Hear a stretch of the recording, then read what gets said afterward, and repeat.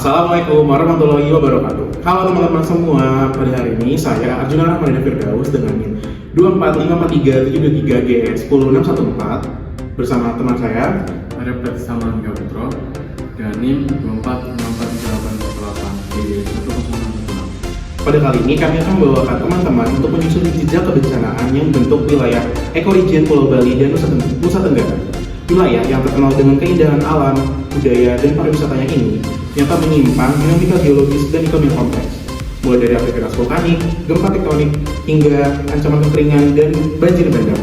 Nah, melalui paparan ini, kami akan mengajak Anda melihat bagaimana karakter fisik wilayah, proses alam, serta aktivitas manusia saling berinteraksi dalam menciptakan berbagai potensi bencana di Bali dan Nusa Tenggara. Selamat menonton! Selamat menonton! Baik, untuk materi yang pertama, saya akan menjelaskan bagaimana dinamika kebencanaan di Pulau Bali. Diawali dengan membahas bagaimana gambaran umum kondisi geografis di Pulau Bali. Provinsi Bali secara astronomis berada pada 8 derajat 3 menit 40 detik sampai 8 derajat 50 menit 48 detik lintang selatan dan 114 derajat 25 menit 53 detik sampai 115 derajat 42 menit 40 detik bujur timur. Pulau ini terletak di antara Pulau Jawa dan Pulau Lombok, serta berbatasan dengan Laut Bali di utara, Samudra Hindia di selatan, Selat Bali di barat, dan Selat Lombok di timur. Wilayah ini memiliki luas sekitar 5.636,66 km persegi, dengan total 33 pulau yang tersebar di 5 kabupaten, serta terdiri atas 8 kabupaten, 1 kota, 57 kecamatan, dan 724 desa atau kelurahan. Berdasarkan data BPS, atau Badan Pusat Statistik per Januari 2025 dari BPS Provinsi Bali, bahwa jumlah penduduk Bali mencapai sekitar 4,46 juta jiwa. Secara tektonik, Pulau Bali berada pada zona dinamis akibat pertemuan lempeng Eurasia dan Indo-Australia yang memicu aktivitas geologi intens. Sehingga kondisi membentuk lanskap Bali sekaligus menjadikannya wilayah yang rentan terhadap gempa, deformasi kerak, dan juga aktivitas vulkanik. Untuk selanjutnya, kita akan membahas karakteristik fisik Pulau Bali dalam segi ilmu geologi. Permukaan Pulau Bali tersusun atas batuan hasil aktivitas gunung api, sementara endapan permukaan yang bersifat lepas hanya berkembang di wilayah pesisir. Berdasarkan peta geologi lembar Bali, Nusa Tenggara, serta RT/RW Provinsi Bali tahun 2009 sampai 2029, komposisi litologi di Bali terdiri atas satuan aluvium, formasi Perapat Agung, formasi Palasari, dan formasi Selatan. Lalu, Pulau Bali merupakan pulau vulkanik yang terbentuk oleh rangkaian aktivitas gunung api di busur Sunda sampai Banda, sehingga sebagian besar wilayahnya didominasi batuan vulkanik muda dan produk erupsi dari gunung api seperti Gunung Agung, Gunung Batur, dan Gunung Batu Karu yang ada di Pulau Bali. Kemudian saya akan menjelaskan 4 penyusun geologi di Pulau Bali. Yang pertama adalah satuan aluvium yang dinotasikan sebagai Ki-A. Aluvium sendiri merupakan material lepas seperti kerakal, kerikil, pasir, lanau, dan lempung yang terbentuk dari endapan sungai, danau, dan pantai. Satuan aluvium yang terdapat di pesisir dan dataran rendah seperti di Kabupaten Buleleng, Kabupaten Jembrana, Kabupaten Badung, di Kota Denpasar Selatan, serta Pulau Serangan. Kemudian, penyusun geologi berikutnya adalah formasi Perapat Agung yang dinotasikan sebagai TPSP. Formasi ini tersusun oleh batu gamping berkars, batu pasir gampingan, dan apala menunjukkan lingkungan pengendapan laut dangkal. Kemudian, untuk persebaran dari formasi Perapat Agung, dominan di Semenanjung Perapat Agung, yakni di Kabupaten Buleleng. Berikutnya adalah formasi Palasari yang dinotasikan sebagai QTSP. Formasi Palasari terdiri dari konglomerat, batu pasir, dan batu gamping terumbu sebagai penanda transisi lingkungan darat ke lingkungan laut yang dangkal. Satuan dari formasi Palasari banyak ditemukan di dataran rendah di Kabupaten Jembrana hingga pesisir Selamadeg Barat dan Labuhan Lalang. Yang terakhir, penyusun geologi pada Pulau Bali adalah formasi selatan atau yang dinotasikan sebagai TMPS. Formasi selatan terdiri atas batu gamping terumbu dengan sedikit napal dan sebagian sudah mengalami rekristalisasi. Persebaran dari formasi selatan mencakup kawasan bukit di Kabupaten Badung dan Kepulauan Nusa Penida. Baik, untuk berikutnya masih dalam segi karakteristik fisik di Pulau Bali, tapi kita akan membahas bagaimana kondisi topografinya di Pulau Bali. Secara topografi, Pulau Bali menunjukkan perbedaan bentuk lahan yang jelas antara bagian utara dan bagian selatan. Di wilayah tengah, terdapat rangkaian pegunungan memanjang dari barat ke timur. Keberadaan pegunungan ini membentuk variasi kontur dan karakteristik permukaan Pulau Bali. Deretan pegunungan tersebut meliputi gunung berapi seperti Gunung Agung dengan tinggi 3.142 meter dan Gunung Batur setinggi 1.717 meter. Selain itu terdapat gunung non-vulkanik seperti Gunung Merbuk dengan ketinggian 1.356 meter, Gunung Patas dengan ketinggian 1.414 meter, dan Gunung Seraya dengan ketinggian 1.058 meter. Bentang pegunungan di tengah Bali membagi wilayah ini menjadi dua zona topografi, yang dimana bagian utara memiliki dataran rendah yang sempit dan lebih curam, sedangkan bagian selatan memiliki dataran rendah yang lebih luas dan landai. Pembagian topografi ini terlihat dari kelas kemiringan lahan yang meliputi lahan datar, yakni sebesar 0-2% seluas 122.652 hektar, lahan bergelombang sebesar 2-15% dengan luas 118.339 hektar, lahan curam sebesar 15-40% dengan luas 190.486 hektar, dan lahan yang sangat curam lebih dari 40% dengan luas 132.189 hektar. Berikutnya, masih sama dalam membahas karakteristik fisik Pulau Bali, dan sekarang kali ini kita akan membahas bagaimana jenis tanah dan persebarannya di Pulau Bali. Jenis tanah yang pertama adalah tanah regosol. Tanah regosol terdiri atas beberapa subjenis, yaitu regosol coklat kelabu, regosol kelabu, regosol coklat, dan regosol berhumus. Jenis tanah ini tersebar cukup luas, terutama di Kabupaten Badung, pada wilayah leher Kuta, pesisir Denpasar bagian selatan dan timur, pesisir Gianyar, Kecamatan Bajarangkan dan Kelungkung, Kecamatan Kubu, serta sebagian Manggis dan Karangasem, hingga pesisir Kabupaten Buleleng seperti kawasan Tijekula, Kubu Tambahan, Sawan, Buleleng, dan Seririt. Tanah yang kedua adalah tanah aluvial, yang meliputi aluvial hidromorf dan aluvial coklat kelabu. Tanah jenis ini banyak dijumpai pada zona pesisir, dan persebarannya mencakup Kabupaten Jembrana, Kecamatan Gerogak di Buleleng, Kecamatan Manggis, serta sebagian kecil wilayah pesisir Karangasem. Tanah berikutnya adalah jenis tanah andosol. Di Pulau Bali sendiri, tanah andosol banyak ditemukan dengan warna coklat kelabu dan dijumpai secara lokal, terutama di Kecamatan Banjar dan Kabupaten Buleleng. Tanah yang keempat adalah jenis tanah latosol. Tanah latosol sendiri di Pulau Bali terdapat tanah latosol coklat kekuningan, latosol coklat kemerahan, serta litosol.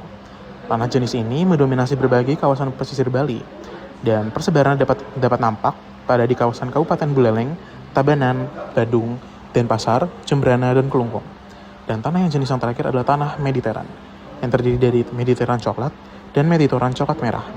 Persebaran dari tanah Mediteran cenderung terbatas pada Kecamatan Melaya di Jembrana, wilayah Prapat Agung dan Pejarakan di Buleleng, kawasan perbukitan Kuta Selatan di Badung, serta Pulau Nusa Penida di Kelungkung. Berikutnya, kita akan membahas profil kerentanan bencana di Pulau Bali. Pada saat ini akan memberikan gambaran langsung tentang 4 jenis kerentanan utama bencana di Pulau Bali. Yang pertama adalah bencana tsunami, terutama pada kawasan pesisir, dengan aktivitas pariwisata tinggi seperti di kawasan Kuta, Sanur, Nusa Dua, dan pesisir Buleleng. Yang kedua, terdapat bencana banjir dan genangan air yang sering terjadi di kota Denpasar, serta Badung Selatan dan juga pesisir Tabanan yang diakibatkan oleh alih fungsi lahan dan sistem drainase yang belum memadai. Bencana yang ketiga adalah bencana longsor yang rentan terjadi di wilayah berlereng seperti pada kawasan Buleleng Tengah, Tabanan Pegunungan, Bangli, dan Karangasem. Yang terakhir, kerentanan adalah terhadap erupsi Gunung Agung yang dapat memicu aliran lahar dingin terutama di Kecamatan Kubu dan sepanjang alur sungai berhulu di gunung tersebut. Berikutnya, masih dalam profil kerentanan bencana di Pulau Bali, kami sajikan 4 layout peta. Yang pertama adalah peta kerawanan tsunami di Pulau Bali. Dapat dilihat pada peta bahwasanya kerawanan tsunami banyak ditemukan di daerah padat penduduk dan padat wisatawan seperti daerah Denpasar, yang dimana nampak dengan warna merah pada peta, yang dimana menunjukkan bahwa kerawanan di wilayah tersebut sangat tinggi. Masih dalam hal yang sama, yang di kota Denpasar, itu juga menunjukkan bahwasanya bencana banjir juga masih dapat terjadi di kawasan dengan padat pemukiman juga padat wisatawan seperti di Denpasar, sehingga pada visualisasi dari peta sendiri di kota Denpasar masih menunjukkan warna merah. Kemudian berikutnya adalah peta kerawanan longsor. Pada peta yang diberikan merepresentasikan bahwasanya kawasan dengan rawan longsor itu berada di daerah pegunungan yang berada di tengah-tengah Pulau Bali. Berikutnya yang terakhir adalah peta kerawanan letusan Gunung Api Agung.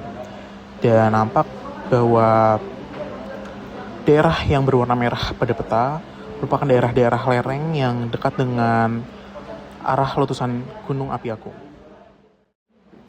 Berikutnya saya akan memperlihatkan persebaran kejadian bencana di Pulau Bali berdasarkan laporan milik Badan Penanggulangan Bencana Daerah Provinsi Bali dengan cut-off laporan pada tanggal 13 September 2025 pada pukul 12 siang waktu Indonesia Tengah, bahwasanya jumlah kejadian bencana di tahun 2025 sendiri sudah mencapai 356 kejadian.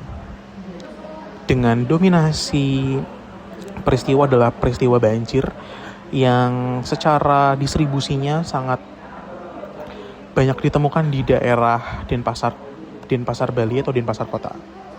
Kemudian yang kedua adalah fenomena tanah longsor yang banyak ditemukan juga di daerah Denpasar dan juga di daerah Jembrana. Dan juga beberapa fenomena atau bencana-bencana lain seperti pohon tumbang, senderan jebol, tembok jebol, pohon tumbang, penyengker jebol, jalan rusak, bangunan rubuh dan jembatan putus. Dan dari peta yang divisualisasikan dari BPBD Bali Provinsi sudah sangat nampak bagaimana distribusinya, bagaimana banyaknya bencana di Pulau Bali. Berikutnya saya akan membahas bagaimana tantangan lingkungan di Pulau Bali. Dan pada slide ini ditampilkan 3 tantangan lingkungan utama yang tengah dihadapi di Provinsi Bali. Yang pertama adalah kerusakan area pesisir akibat peristiwa abrasi, gelombang kuat, pembangunan tak terkendali dan hilangnya sedimen alami. Yang kedua, terjadi resiko longsor di zona perbukitan akibat lereng yang curam, curah hujan atau intensitas curah hujan yang tinggi di Kota Bali, di Provinsi Bali, dan perubahan penggunaan lahan. Dan yang ketiga, yang terakhir adalah krisis air di musim kering yang semakin sering terjadi akibat pengaruh fenomena El Nino serta penurunan curah hujan. Sehingga ketiga permasalahan atau ketiga isu ini memperlihatkan bagaimana perubahan lingkungan dan aktivitas manusia dapat memperparah risiko bencana di Pulau Bali. Merujuk pada slide berikutnya, yakni kita akan membahas bagaimana upaya menghadapi risiko bencana di Pulau Bali.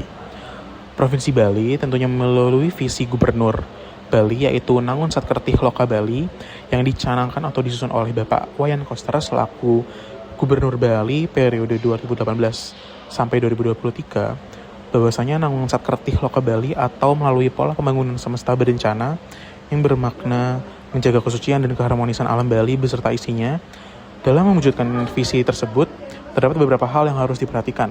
Salah satunya adalah memperhatikan pola pembangunan yang dimana terdiri dari 3 dimensi yang salah satunya memiliki keterkaitan dengan lingkungan, yaitu terpeliharanya keseimbangan alam, karma, dan kebudayaan Bali atau Jenuni Bali. Kemudian ada 2 hal dalam dimensi elemen alam Bali.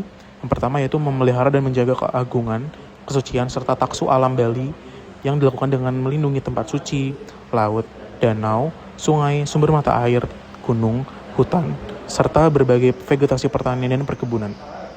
Sekaligus menjaga keharmonisan alam secara niskala melalui pelaksanaan upacara atau ritual tradisional.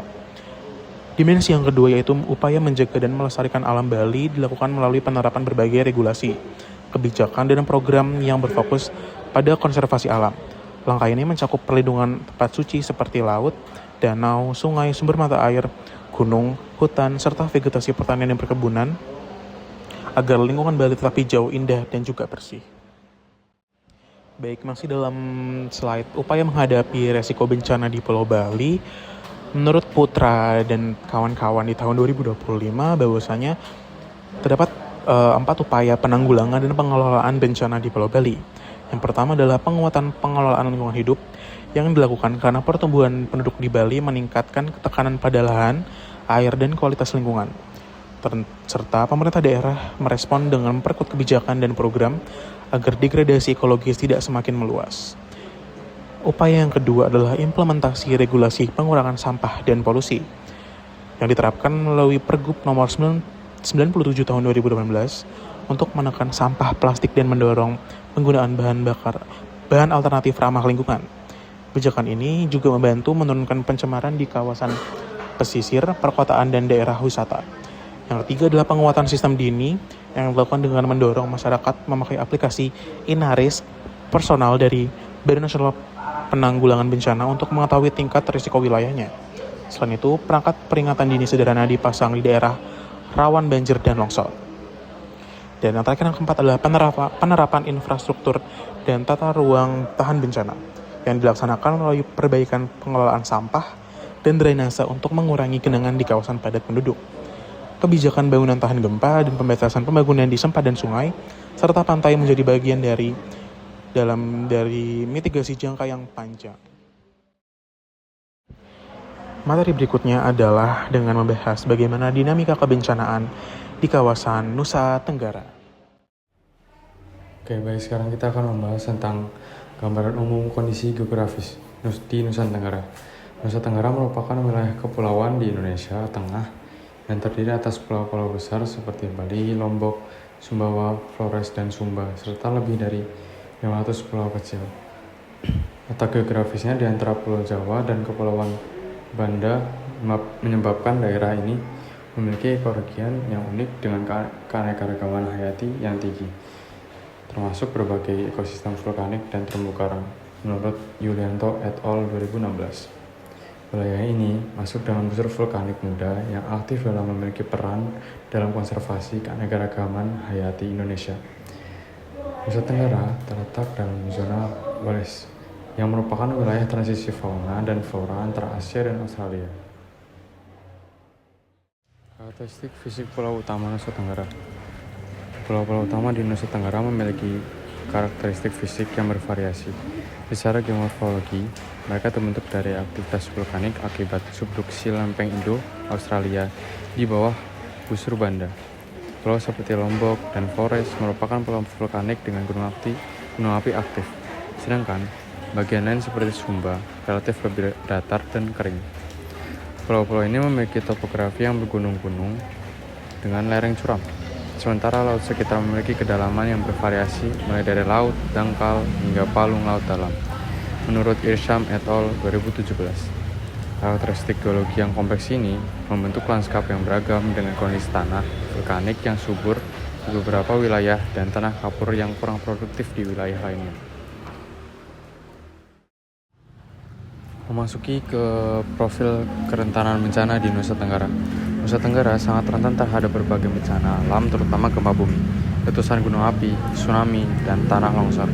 Karena terletak di zona interaksi dua lempeng besar, yaitu lempeng Eurasia dan lempeng Indo-Australia, menurut Irsham et al. 2017. Sejarah ini mencatat lebih dari 16 kejadian gempa bumi merusak di wilayah ini. Analisis risiko multi-hazard menunjukkan bahwa wilayah ini memiliki tingkat kerentanan yang tinggi akibat kombinasi bahaya alam, kepadatan penduduk, dan kapasitas adaptasi yang terbatas, menurut Rafliana et al. 2020. Gunung api aktif seperti Rinjani di Lombok dan Tambora di Sumbawa juga menjadi ancaman utama yang harus diwaspadai. Beberapa tantangan lingkungan utama di Nusa Tenggara meliputi kerusakan ekosistem terumbu karang, erosi tanah akibat deforestasi dan penggunaan lahan yang tidak berkelanjutan, serta tekanan pada sumber daya air karena iklim yang cenderung kering dan curah hujan yang tidak merata. Data menunjukkan bahwa sekitar 50% terumbu karang di wilayah ini mengalami kerusakan akibat aktivitas manusia dan perubahan iklim. Perubahan iklim diproyeksikan akan memperparah kondisi kekeringan dengan meningkatnya frekuensi dan intensitas kejadian iklim ekstrim di wilayah ini, menurut Sapari et al. 2020. Selain itu, aktivitas vulkanik juga menyebabkan kerusakan ekosistem dan mengganggu kehidupan penduduk setempat. Bencana utama yang sering terjadi di wilayah Nusa Tenggara adalah gempa bumi, letusan gunung api, tanah longsor, dan tsunami. Letusan Gunung Tambora di tahun 1815 adalah salah satu letusan yang paling dahsyat secara global dan juga berdampak besar pada kondisi ekologis dan sosial wilayah sekitar.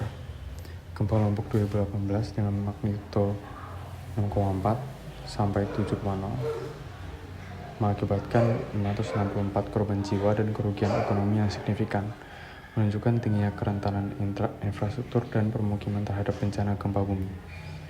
Menurut Gunawan et al. 2019, banjir bandang akibat siklon tropis Roja pada April 2021 menewaskan ratusan orang dan menyebabkan kerugian miliaran rupiah. Gempa cepat dengan magnitudo besar juga berpotensi mengakibatkan tsunami yang merusak wilayah pesisir. Upaya dan rekomendasi untuk Nusa Tenggara. Upaya mitigasi bencana di wilayah Nusa Tenggara termasuk penguatan sistem peringatan dini gempa dan tsunami, edukasi masyarakat tentang kesiapsiagaan bencana melalui program Desa Tangguh Bencana, serta konservasi lingkungan khususnya rehabilitas terumbu karang dan hutan. Rekomendasi pengelolaan wilayah mencakup penggunaan lahan yang berkelanjutan, pengembangan infrastruktur tahap bencana berbasis building code tahan gempa, dan peningkatan koordinasi antar pemangku kepentingan dan penanggulangan bencana. Menurut Raffiana et al. 2020, integrasi pengurangan risiko bencana dalam perencanaan pembangunan daerah menjadi kunci untuk meningkatkan resiliensi masyarakat, terutama dalam menghadapi dampak perubahan iklim yang semakin nyata. Oke, sekian video dari kami. Terima kasih sudah menyimak presentasi dari kami. Melalui perjalanan singkat ini, kita bisa lihat bahwa Bali dan Nusa Tenggara bukan cuma soal panoramen indah, tetapi juga wilayah penuh dinamika dan tantangan kebencanaan. Semoga materi ini bisa membantu kita lebih paham, lebih siap, dan lebih peduli terhadap kondisi lingkungan di ekoregion Bali dan Nusa Tenggara. Sampai jumpa di presentasi berikutnya. Bye-bye.